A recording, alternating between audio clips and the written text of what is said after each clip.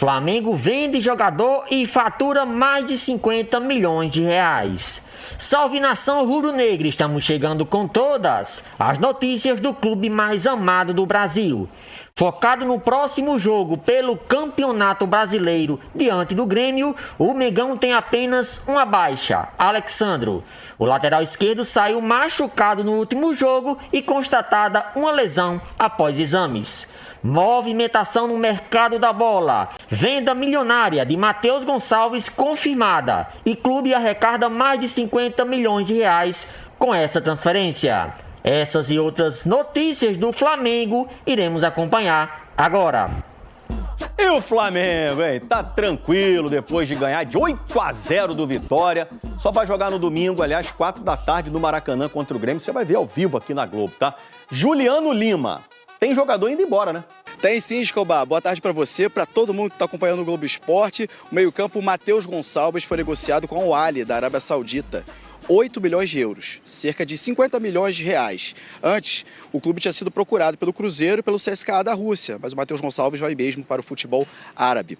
Depois da goleada contra o Vitória na segunda, ontem o time ganhou folga e hoje se representou pela manhã. E como você disse, vai ter uma semana inteira de treinamento aí livre, já que foi eliminado da Copa do Brasil. Só enfrenta o Grêmio domingo pelo Campeonato Brasileiro do Maracanã. E para essa partida, o lateral esquerdo Alexandro não deve jogar. Ele sofreu uma lesão na panturrilha esquerda contra o Vitória, saiu ainda do primeiro tempo e, aliás, foi cortado da seleção brasileira para os próximos compromissos do Brasil nas eliminatórias da Copa do Mundo. Para esse jogo de domingo, o Felipe Luiz tem duas opções. Ayrton Lucas e Vinha para a posição ali na lateral esquerda. Expectativa de casa cheia. Mais de 60 mil ingressos foram vendidos e, como você disse, Flamengo e Grêmio ao vivo com transmissão da Globo. Valeu, um abraço. Juliano Lima, um repórter que não desanima também. O flamenguista tá empolgadaço. Valeu, Juliano. Peraí, você tá jogando contra o Flamengo no Maracanã. O Flamengo fez 2 jogaços contra o Internacional, amassou o Internacional. Aí você já toma um gol com 2 minutos de jogo. Dois gols? Você vai continuar a querer sair jogando? Com a pressão, o Flamengo dando no gogó aqui, mas você vai querer jogar com tranquilidade, com seus zagueiros com limitações seríssimas técnicas para poder jogar? Você vai tomar o sacode. Toma 1, toma 2, toma 3, depois você não consegue encontrar o rumo. Não tem jeito. Virou 3, acabou 8, hein? Não tô tirando os méritos do Flamengo, que para mim foi sensacional, fantástico. Mas existem algumas coisas que precisam falar. Estou falando porque eu gosto do Carille. Eu gosto do Carille. Carille mora no meu coração porque eu joguei com o Carille no Corinthians, é uma pessoa que eu tenho muita estima por ele, pela família. Mas ali, ó, vem cá, vamos fechar a casinha, deixa um cara só ali na frente, 5 linhas aí de 30 jogadores para tentar parar esse Flamengo, mesmo assim não pararia, porque ontem foi sensacional esse Flamengo. Sensacional. Mas algumas coisas, assim, como ex-jogador, eu sou um pouco chato nesse sentido. Posicionamento de pé, posicionamento de corpo, isso tudo tem que ser analisado também. Não para tirar os méritos do Flamengo, mas para que as pessoas possam entender a facilidade que o Flamengo encontrou por conta desses erros. E aí, o que eu falei antes, aí vem a qualidade individual, que é o que a gente sempre fala sobre o incomparável, o time que dá para jogar, isso, aquilo e tal, entendeu? Porque o Flamengo, nesse aspecto, são jogadores fenomenais. Você viu a jogada do Lino? Fechou com 3 aqui. O que ele fez? Ele olhou para lá, trouxe a bola aqui, ó, de costas, como diria o seu boneco, de costas. Trouxe aqui, levou de frente, Lucas Braga com a perninha aberta, pezinho paralelo, toma, canetinha, vai lá e faz a jogada. Então, assim, são coisas que assim, é o mínimo, é o básico do futebol que você aprende na base. E o Flamengo não tem culpa disso, não. O Flamengo foi lá. Sinceramente, eu achei que o Flamengo ia bater um recorde aí. Acho que meteu uns 10-0. Sinceramente. Bateu dos pontos corridos, foi o recorde, né? Pô, mas... teve o último foi Goiás e... Foi 7, né? Goiás e alguma coisa foi o último desse... Nessa proporção. Depois o Goiás em 2003, naquela campanha de recuperação com o Cuca. Sim. Ô, Pascoal, eu tava lá. Você já falou no começo do programa do elástico do Pedro, já falou do Plata, que você acha que ele tem que ser mais falado, mais valorizado do que já é, mas e o debochado ontem? Aqui. Dá uma olhada. Olha o sorriso, dá uma olhada na cremalheira. E o Felipe olhando pro banco, Pascoal, olhando pro banco. Ontem ele olhando pro campo, ele ria. Sem dúvida nenhuma. Olhava pro campo, ele ria, mas não acredito. O Alexandre machucou, Pascoal. O Alexandre machucou. Ele foi pro banco, tinha 2 pra colocar no lugar dele. Pra colocar. Alô, Pascoal! Alexandre machucou. Escolhe aí quem vai. Ô, Vinha, você tá voltando agora. Tira para o ímpar aí, Tom Lucas e Vinha. É para o ímpar, Pascoal? Não, Vinha, vamos lá, você um pouquinho aí pra se divertir, que o jogo tá esse mamão aí, vamos fazer lá. Agora, preocupação pra seleção brasileira. Ô, Plata, você correu muito. Vem cá, Luiz Araújo. O Plata, eu vou falar pra você. O Plata cansou, Pascoal. Plata, o Luiz Araújo, parece que ele não cansa, cara. Chama o Luiz Araújo. O Luiz Araújo é igual o Pitbull, ele não cansa, é impressionante. Impressionante, ele não cansa. Ele tá aqui na direita e tá na esquerda. Você viu a virada de bola que ele dá? Você viu a virada de bola que ele dá na hora do gol do Pedro? Ele dá uma virada de bola espetacular. O Luiz Araújo, eu vou falar pra você com sinceridade, Plihal. Ele não jogou tudo isso no São Paulo. Era moleque ainda, né? Hã?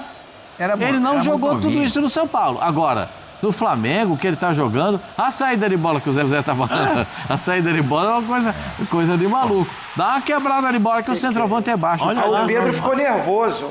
O Pedro ficou muito nervoso também. Olha o come que ele dá no Lucas Alves. Ele fez 3 gols com características semelhantes. Não existem gols iguais, né? Aliás, o Dario Maravilha tem uma frase maravilhosa. Dadá Maravilha. Não tem gol feio. Feio é não fazer o gol. Então o Dadá não tinha esse gols do Pedro ontem, além de tudo, foram lindos. Foi espetacular. A gente tem fácil aí a mão, Fabrício, o Felipe Luiz falando a respeito do Pedro? Olha isso aí. Você posiciona aí? Olha que coisa. Você escutou, Pascoalzinho? Falando do Pedro? O Felipe falando do Pedro. Escutei. Com quem o Felipe teve um embate recentemente, mas agora é tudo alegria, Pascoal. Claro. Fala, Felipe Luiz. E do Pedro, como eu falei na outra coletiva, é um jogador que dentro da área é o jogador mais frio que eu já conheci, que eu já joguei junto. Ele tem muita calma na frente do goleiro, ele olha muito bem, ele é onde ele se sente confortável, ele parece que ele está brincando dentro da área, né? Então, tentar aproximar o máximo possível ele dentro da área, entendia que era um jogo para ele. Hoje, pelo contexto e... Tá num momento incrível, né? Nos últimos 3 jogos acho que ele fez 6 gols, se eu não me engano. Mas o respeito que eles têm um pelo outro, ele e o Bruno, que o Bruno jogou na Libertadores, e passar a bola pro Bruno fazer o gol de pênalti mostra realmente que a força do grupo não é só palavras, senão em atitudes. Então, essas coisas que deixam o treinador orgulhoso. Beleza, maravilha, Tetra. Mas o time titular é o de ontem, né? Não sei. Não sei. Tem tanta gente pra jogar. Cara, são 36 escalações diferentes. Teve problemas de contusão? Teve, mas assim, eu acho que o Felipe Luiz vai continuar olhando para o momento do jogo. Vai jogar contra o Inter fora. Tem a vantagem de 1-0. Preciso de pressão na frente. Por isso que eu estava falando lá atrás, no caso Neymar, né? Hoje em dia se começa muito mais essa marcação ofensivamente para a bola chegar mastigada no meio campo. O Flamengo é um exemplo disso. Esse modelo de jogo do Felipe Luiz, não. No mundo, todo mundo está fazendo isso. Os atacantes pressionam muito a saída de bola, mesmo porque o modelo de jogo de hoje em dia é muito construção de jogo lá de trás, corre-se um risco muito grande. O Vitória correu esse risco aí e tomou 1, 2, 3 gols. Você sair construindo com um ataque de muita velocidade, fisicamente muito bem, o Pascoal destacou, Plata, o Samuel Lino, Bruno Henrique, né? Aí o Arrascaeta com uma dinâmica um pouco diferente, mas também tenta contribuir. Então ele começa com o Bruno Henrique, Libertadores, jogo que o Flamengo tinha uma vantagem. Maracanã, um time que está na zona de rebaixamento, o Flamengo vai ter a bola muito mais. Posso abrir mão disso e colocar um cara mais de dentro da área, com essa frieza que o Pedro tem na frente do goleiro. Então ele não abriu mão do Bruno Henrique, que é o cara da explosão, da velocidade, da movimentação. Então eu não sei se o Felipe Luiz tende assim, esse é o time titular. Não sei, acho que não tem. Eu vou dizer para você, o jogo de ontem, o time que começou o jogo deu um espetáculo, é bonito de ver. Quer ver a disparidade, os números do jogo, a disparidade em relação aos números do Vitória? Não tem comparação. Posse de bola, 72-28. Finalizações, 20-2. Finalizações no alvo, 11-1. Gols esperados, 4-0.10. Ações com bola, Zé Elias, 905 contra 442. Ações na área rival. Agora que vem. 42-7. Sim. Ainda você vai querer sair jogando? Sério? Reforça ainda mais a sua tese. Não existe. Dá a Mas bola lá na frente. Mas um centroavante baixo, chuta lá na frente. vai quebrar a bola, vai começar São a 22 anos de pontos corridos. Sem desmerecer o Flamengo. Não, mas se eu sou treinador do Vitória, eu vou dificultar a minha vida, eu vou facilitar a minha vida. Por que eu vou querer sair jogando dentro da área com o Flamengo pressionando no gogó, sabendo que o meu time tem limitação técnica? Olha, as maiores goleadas até então, na verdade já está somada aí a do Flamengo de ontem. O São Paulo fez 7-0 no Paysandu em 2004, nem lembro desse jogo. O Cruzeiro, campeão brasileiro de 2003, já campeão, o Zinho fazia parte daquele time, fez 7 no Bahia, na Fonte Nova. Acho que foram 4 ou 5 do Alex, né, Zinho? Não foi isso? O Juventude... Eu não lembro quantos, mas o Alex estava espetacular. Eu joguei esse jogo aí. Você jogou, verdade. O Juventude tomou de 7 do Goiás, jogo relembrado agora há pouquinho pelo Oswaldo Pascoal, e a maior goleada em 22 anos de campeonato, a de ontem à noite, 8-0 para o Flamengo. Os feitos dessa vitória, além desse título de maior goleada dos pontos corridos. Foi a maior goleada, foi a primeira vitória por 8 ou mais gols do Brasileirão desde 82, quando o Guarani tocou 8-0 no River do Piauí, mesmo resultado no caso. Segunda vitória do Flamengo por 8 ou mais gols no Brasileirão desde 81, desde o lendário time de 81, também mesmo placar, 8-0 para o Flamengo sobre o Fortaleza. E a 7ª vez que um time fez 8 ou mais gols em um jogo de Brasileirão. Teve, eu não lembro o ano agora, mas o Fabrício já vai me dizer, a goleada do Corinthians sobre o Tiradentes no Canindé, 10-1, com detalhe. O Tiradentes saiu na frente. Mas eu não sei foi se de virada. Eu não sei se esse jogo foi Copa do Brasil, se foi... Eu acho que foi Copa do Brasil esse jogo. Eu trabalhei nesse jogo no Canindé. Eu estava lá no gramado. O Sócrates... Copa do Brasil começou em 89. Talvez a nomenclatura do campeonato fosse diferente. Mas era o que significava o Campeonato Brasileiro. O Corinthians tinha perdido o primeiro jogo.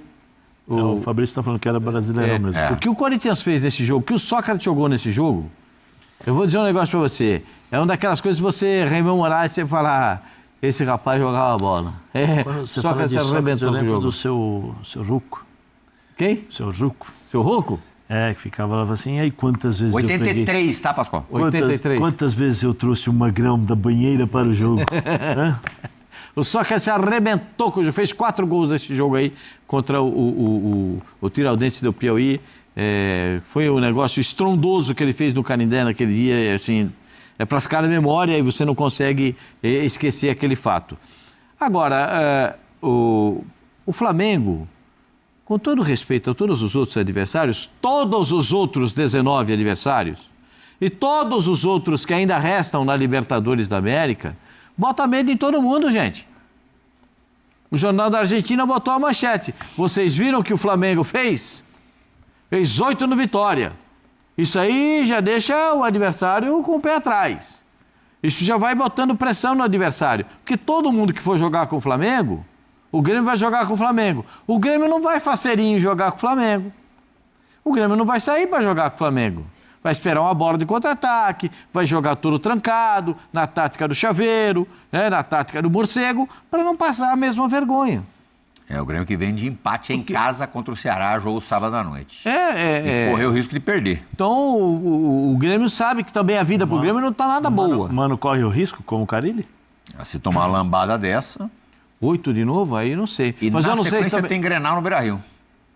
Eu não sei se o Flamengo vai botar o time inteiro para jogar de por que novo. que não colocaria? Ou vai fazer uma... Não tá na Copa do Brasil, Pascoal. Mas na rodagem. Vai jogar, Depois vai parar a data não vai FIFA, vai jogar a todo Copa mundo. do Brasil. Todo mundo é mais um pouco. Mas é que o Felipe falou na entrevista que o time, quando descansa 4 dias, joga isso daí. Pô, Pascoal, mas o jogo foi segunda-feira, só no final de semana. Não, vamos ver. Vamos ouvir o Felipe falando assim, no geral, sobre a apresentação do Flamengo? O Alexandre não vai jogar, né? O Alexandre saiu machucado. Mas jogou seríssimo. o Matias Vinha, joga. Aí como é que ele fica? Joga nada.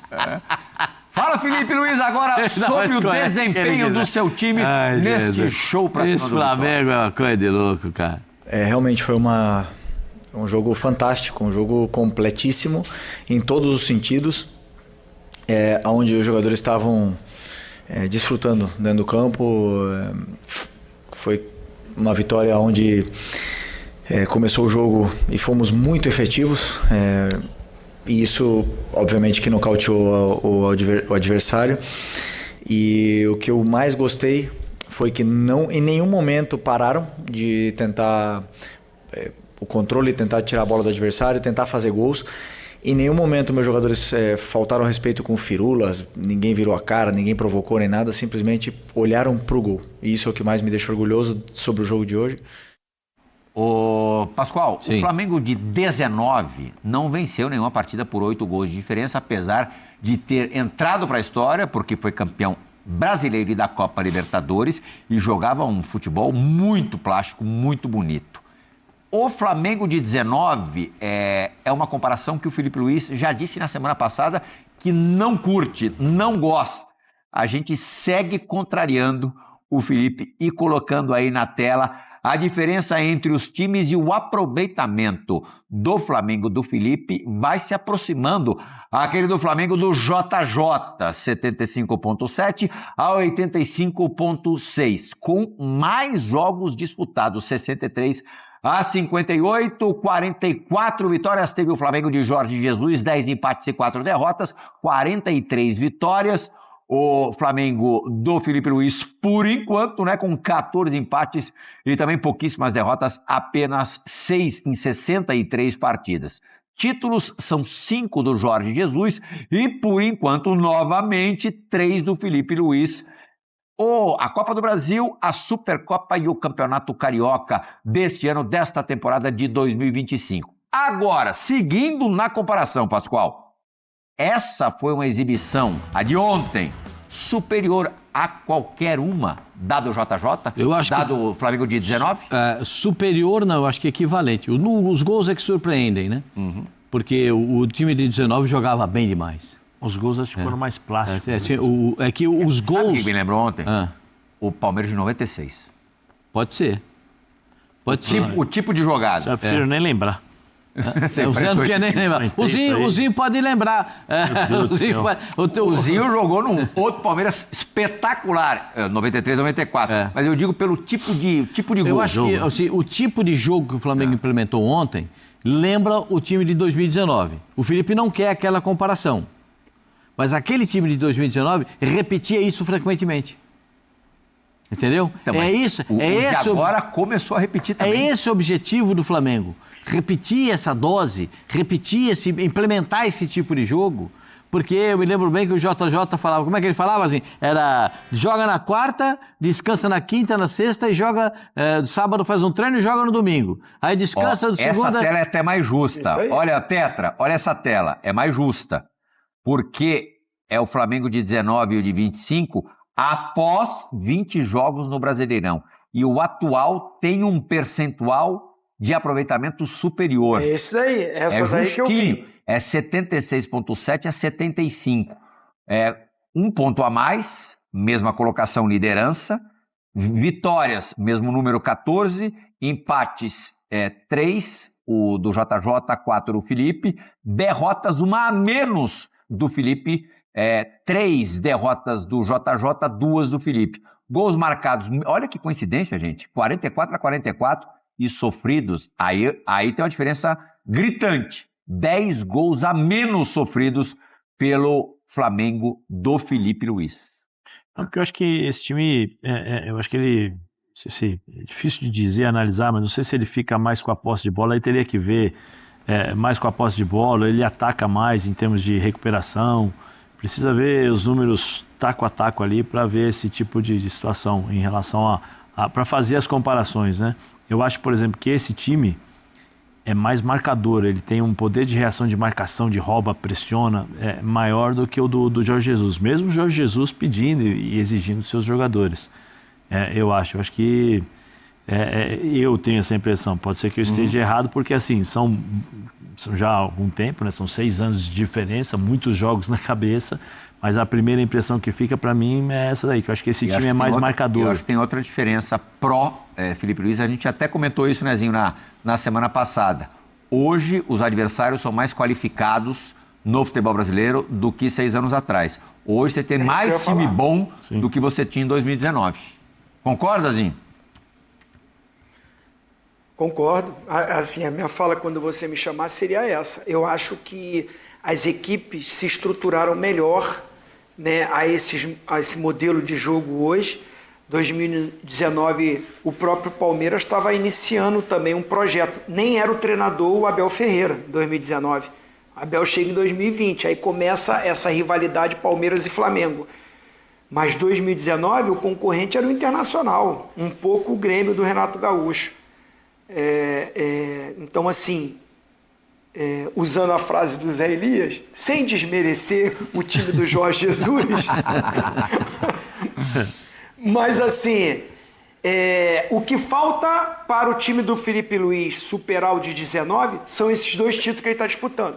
Sim, verdade. Em termos de jogo, o jogo de ontem do Flamengo, eu comparo a jogos que o Jorge Jesus fez com o Flamengo 19. Aí o Pascoal falou, teve mais jogos do Jorge Jesus nessa fase boa, que foram 6 meses ali. 6 meses não, né? O Jorge Jesus chegou, o Flamengo foi desclassificado pelo Atlético Paranaense nos pênaltis na Copa do Brasil, classificou nos pênaltis na Libertadores suado, no Maracanã, nos pênaltis, e aí teve 1 mês para ele conhecer e preparar o time. Aí depois desse 1 mês, teve uma parada, acho que foi para a seleção, essas coisas. Aí ele teve a arrancada do Flamengo, com todo o mérito dele, com toda a competência do Jorge Jesus, e o time deu aquela encaixada. O Felipe Luiz vem num processo maior, desde o ano passado, oscilou, teve os problemas aí de relacionamento, chega novos jogadores, e me parece que agora esse início é de todos os jogadores bem adaptados e à disposição dele, com a mentalidade que ele quer. O jogo de ontem, ou de ontem principalmente, pelos números, pela vitória, pela imposição, por tudo isso que o próprio Felipe Luiz falou do jogo, me lembrou alguns jogos do Jorge Jesus 19. Mas para essa comparação toda, e eu sou um cara que vivo de conquistas, não adianta você só jogar bonito, jogar bem e não ganhar nada. Tá entendendo? Que timaço, que... Felipe Luiz freia a empolgação após goleada histórica e aponta a atitude fundamental para os próximos jogos do Flamengo após a histórica goleada de 8-0 sobre o Vitória, na última segunda-feira, 25, pela 21ª rodada do Campeonato Brasileiro. A empolgação tomou conta da torcida do Flamengo. A impressionante vitória, que coroou um desempenho impecável do time rubro-negro, levantou altas expectativas para o restante da temporada. No entanto, o técnico Felipe Luiz pediu cautela e pediu aos jogadores e torcedores que mantivessem os pés no chão, destacando a importância de não se deixar levar pela euforia do resultado e focar no que vem a seguir. Felipe Luiz, experiente e centrado, é consciente de que uma grande vitória não deve ser motivo para excessos de confiança. Em entrevista após a goleada, o técnico do Flamengo afirmou que o time precisa evitar comparações com performances passadas e, mais importante ainda, precisa entender que cada jogo é único. A partir dessa mentalidade, o Flamengo terá que se preparar para enfrentar desafios cada vez mais difíceis na sequência da temporada. O foco agora é o próximo confronto, contra o Grêmio, que será realizado em breve, e a cautela de Filipe Luís é clara. O treinador falou abertamente sobre a necessidade de não esperar outra vitória avassaladora como a que ocorreu contra o Vitória, afirmando que, caso o público venha ao Maracanã esperando uma nova goleada de 8-0, a situação poderia se transformar em uma grande decepção. Filipe Luís explicou que o Flamengo não pode se deixar levar pela expectativa de um novo resultado arrasador. Se contra o Grêmio, daqui a uma semana, a torcida vier esperando outro 8-0, vai acabar em vaia, declarou o técnico. Ele destacou que, embora tenha sido uma grande vitória, foi apenas um jogo e que a equipe precisa se preparar de maneira realista para cada novo adversário. A mentalidade precisa ser de continuidade, de crescimento e de foco no próximo desafio, que, como ele lembrou, sempre será o mais difícil. Filipe Luís também ressaltou a importância de o time manter sua compostura, sabendo que o nível de preparação dos adversários só tende a aumentar. No caso do Grêmio, o técnico lembrou a experiência de Mano Menezes, que já demonstrou ser capaz de montar times competitivos, dificultando as vitórias em confrontos fora de casa. Para Filipe, é fundamental que a torcida entenda que a jornada ainda está muito longe de ser concluída. Estamos muito longe de conquistar algo ainda. Faltam 18 jogos no Campeonato Brasileiro e tem muito pela frente, disse. O Flamengo vive um momento de excelente forma, tendo se mantido invicto em seus últimos 6 jogos no Brasileirão, com 5 vitórias e 1 empate. A equipe de Filipe Luís ocupa a primeira posição isolada do torneio, com 46 pontos, e busca manter a liderança. No entanto, para isso, é necessário manter a concentração, e a vitória sobre o Vitória não pode ser vista como uma fórmula mágica para a conquista do título. O confronto com o Grêmio, que atualmente ocupa a 14ª posição, será uma nova prova para o Flamengo, que precisa estar preparado para todas as dificuldades. Convocação para a Seleção Brasileira Sub-20. 3 campeões do Flamengo recebem a chance de representar o Brasil. Em outra notícia importante para o Flamengo, a Seleção Brasileira Sub-20 fez sua convocação para os preparativos finais para a Copa do Mundo da categoria, que começa no dia 27 de setembro, no Chile. A Confederação Brasileira de Futebol, CBF, convocou 26 jogadores para os treinamentos, e 3 atletas do Flamengo fazem parte dessa lista: Lucas Furtado, Iago e João Victor. Esses jogadores, que recentemente se consagraram campeões mundiais, sub-20 pelo Flamengo, têm grande chance de integrar a seleção final para o torneio. Embora ainda não seja a lista definitiva para a Copa do Mundo, a convocação desses jogadores é um grande reconhecimento do talento da base rubro-negra. Eles treinarão no CT do Red Bull Bragantino, em São Paulo, entre os dias 1º e 9 de setembro. Durante esse período, a comissão técnica da seleção avaliará os desempenhos de todos os convocados, com a expectativa de que o trio do Flamengo seja parte da equipe final. O goleiro Lucas Furtado chamou a atenção devido à sua convocação, já que ele foi reserva na final do Mundial Sub-20 contra o Barcelona, quando o Flamengo se consagrou campeão. Curiosamente, o goleiro reserva Léo Nanete brilhou durante a decisão, pegando 2 pênaltis e garantindo o bicampeonato. No entanto, Lucas Furtado, conhecido como Lucão, foi titular em outros jogos e tem sido constantemente convocado para as seleções de base, o que faz dele um dos favoritos para ser chamado para a Copa do Mundo Sub-20. Além de Lucas Furtado, Iago e João Victor, o volante Ryan Lucas também foi convocado, mesmo após sua recente negociação com o Sporting de Portugal. Embora ele tenha sido emprestado ao clube português até 2026, ainda mantém vínculo com o Flamengo, o que lhe garante participação nos treinamentos da seleção. Por outro lado, alguns jogadores importantes do time campeão sub-20 do Flamengo não foram convocados, como Lohan, autor do primeiro gol na final contra o Barcelona, e Matheus Gonçalves, o camisa 10 do time. Ambos estiveram presentes durante o ciclo de preparação para a Copa do Mundo, mas não apareceram na lista final de convocados. Abel Ferreira ironiza título do Flamengo e alfineta a base rubro-negra, após o título mundial sub-20 do Flamengo.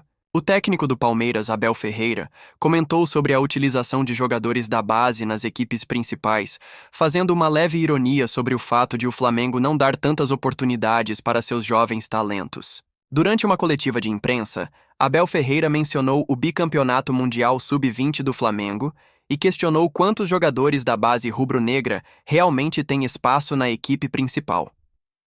Em sua declaração, Abel sugeriu que o Flamengo, apesar de ser um grande clube de formação, não oferece as mesmas oportunidades para seus jovens jogadores como o Palmeiras tem feito. Ele citou exemplos de jovens vendidos, como Endrick e Estevão, como prova de que o processo do Palmeiras envolve dar tempo para os jogadores se desenvolverem antes de uma possível venda. São pensamentos diferentes. Os nossos melhores jogadores foram vendidos, disse o técnico português, insinuando que a filosofia de trabalho do Flamengo poderia ser diferente, focando mais em investir na base e dar mais chances a esses atletas. Noci, entanto, o treinador do Palmeiras fez essas declarações enquanto seu time principal também segue um processo de transição e aposta em jogadores da base. No último jogo, contra o Sport, Abel não escalou nenhum atleta da base no time titular, enquanto o Flamengo, em sua goleada de 8-0 sobre o Vitória, contou com a participação de Samuel Lino, um jogador com passagem pela base rubro-negra. Lino teve destaque no Flamengo ao conquistar a Copa São Paulo de Futebol Júnior em 2018 e também teve um papel importante no time principal. Enquanto Abel Ferreira questiona a utilização de jovens da base no Flamengo, o time rubro-negro segue mostrando sua força, com uma equipe principal que lidera o Campeonato Brasileiro com 46 pontos, à frente do Palmeiras, que tem 42 pontos, mas ainda com um jogo a menos. O Flamengo, com sua vitória histórica e o título mundial sub-20, está claramente em ascensão e com a moral elevada. No entanto, como Felipe Luiz bem ressaltou, o foco precisa ser mantido, e a verdadeira prova de fogo do Flamengo ainda está por vir. Cada jogo será um novo desafio, e o time rubro-negro precisará continuar a trilhar seu caminho com humildade e foco, sem se deixar deslumbrar pelas vitórias passadas.